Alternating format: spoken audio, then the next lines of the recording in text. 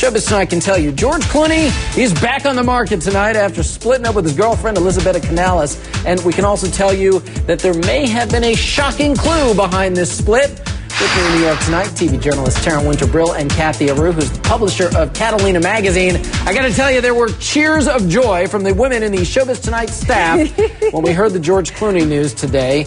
But here's the thing. Now, just 3 weeks ago, Elisabetta told an Italian magazine she wanted to get married someday. I'm not sure it's a coincidence, but Taryn, I'm now wondering, even though we don't know the full story here, if perhaps Elisabetta somehow shot herself in the foot by saying something like that so publicly. AJ, I don't think so. I think they broke up weeks ago. That comment was just a part of the spin, the publicity campaign. But I think if you are a single woman and George Clooney asks you out, do not expect ever to get married. Expect to hang out for a couple years, ride on his motorbike, hang out on a couple yachts, and live happily ever after until he ends it. But for the record, AJ, I am available. Okay, let me mark that down. I love yachts and I love motorbikes. I'll call up his man Stan and we'll get your name to him right now. Now, I did a little digging today, and it seems like, you know, if you do the math, the shelf life, if you will, of a George Clooney girlfriend is about 2 years max.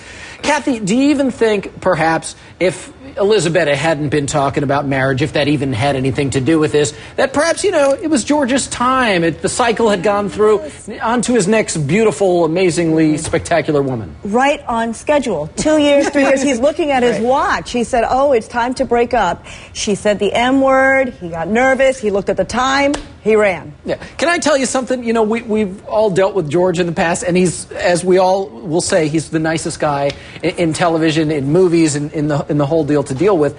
And even having this discussion right now is a little, you know, it's bananas. Well, it's a little bananas, and we wish you the best, George. And again, you know, Taryn right here.